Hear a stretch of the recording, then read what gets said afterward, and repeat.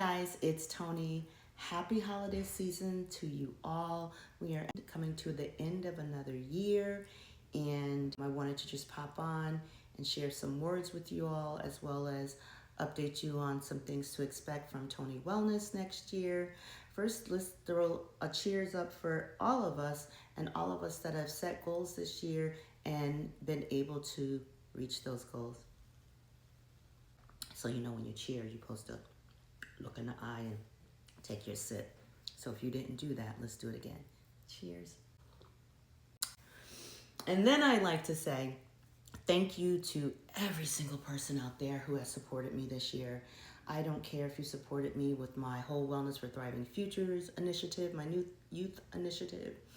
If you supported me in my book, my garden party, if you supported me in my recent wellness retreat, if you supported and congratulated me when I obtained my public health license this year, all of it means so much to me. If you do have my book, you'll realize that I have always lived in this loner mentality, in this loner space for a lot of safety and protection of myself and not letting anyone in. This year, that all changed for me, right? It changed in the most beautiful way. I began to let people in. I know that sounds odd, and maybe for other folks that could resonate with me, it may not sound odd, but I spent a way over a decade living in a form of, how can I say this? Productive isolation, right? I hope you might understand what I'm saying. Social enough to get it done, but isolated enough to stay safe. Let me say that again. Social enough to get shit done, but isolated enough to keep myself safe and protected. That worked for a good while until it didn't anymore. I realized that, girl, you need some help from others. At first I thought, okay, I need help. Maybe that's just therapy. That's all I need. So I did I love therapy. We'll always have a therapist of some sort somewhere. So I've always done therapy. But then I began to really realize it's more than therapy. You need to get back out and be out there socializing and being in it. Begin to feel safe in the world again. And that is what this year has been. I have asked, which I'm not an asker, I'm a giver and a doer, but I've asked. Even though I've asked, let me tell you, there's something about asking. You have to prep yourself to ask folks for things. When I've been in need in business, in thought, in collaboration, sponsorship, whatever it is, now that I ask with no expectations and no hard feelings. Because what you will find, or what I found, those that you expect to support you are usually the ones that don't. It's not anything with for me, it hasn't been anything with a hard feeling. It's just, this is a brand, this is a business. It doesn't resonate with them. Or perhaps they don't see that it could be a success, or they don't want it to be. Who cares what the reason is that you don't get the response or the support that you need from others? It doesn't matter. I don't want you to fall into the trap of that. You asked your cousin, or you asked your sister, or you asked your best friend, or hell, you even asked your partner, your husband, your wife, your girlfriend, your boyfriend. No response, or said no.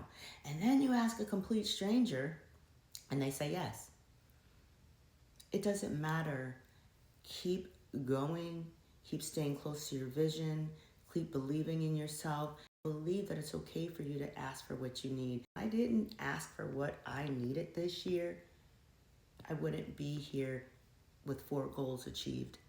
I just wouldn't. I could not have thrown the Whole Wellness for Thriving Future initiative because I did not have the funds. And then I started to ask people, how can I get this done? And someone told me about a grant that I applied for. On the last day I applied for that grant. Let me just be very clear about that. I applied for that like at the burning hour, because this gentleman that I sought for how can I get this done, said, there's this grant. I think it's expiring soon, but here, you should apply for it.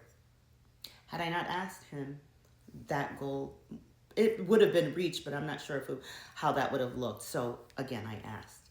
my public health nursing license. It's almost laughable how gray hair that made me. It was just so tedious. But I started asking fellow nurses, what did you do? How did that work for you? How did you get that done? They told me, okay.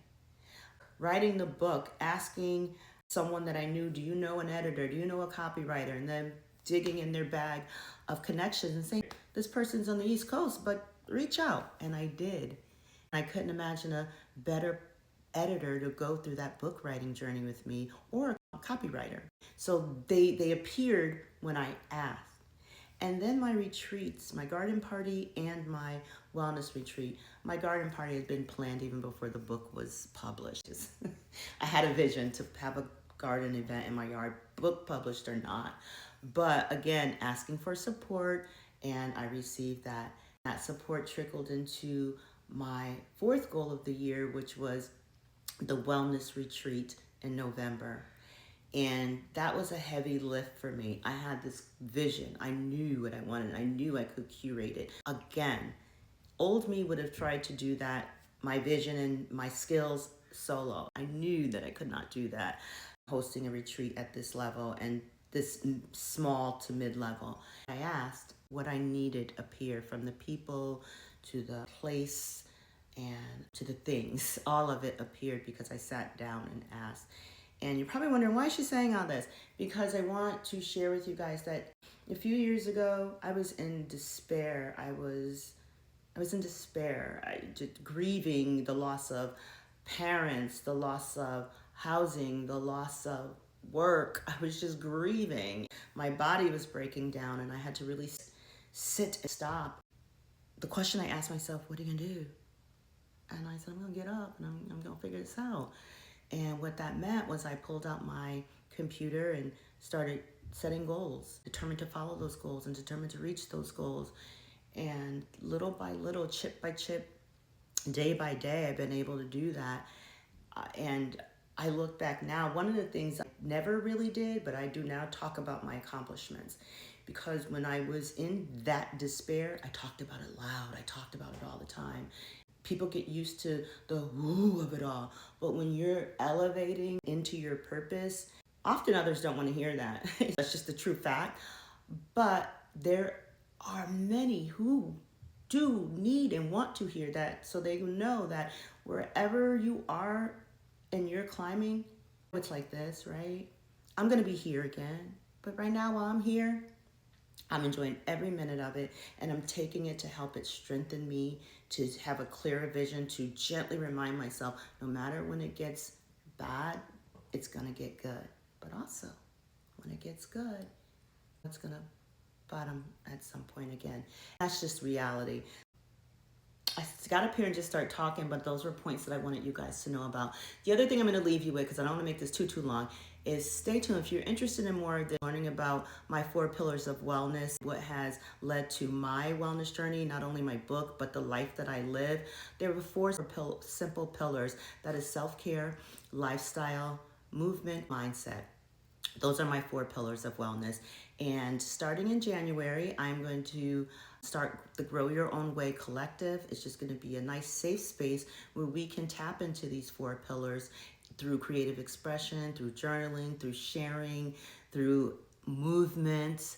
The goal is to help you continue to live a life of wellness, enhance that in a way that suits you specifically. So stay tuned, you guys. Have a happy rest of the end of the year and a prosperous, abundant, healthy new year. Reach out to me on LinkedIn, Facebook, Tony Wellness Official.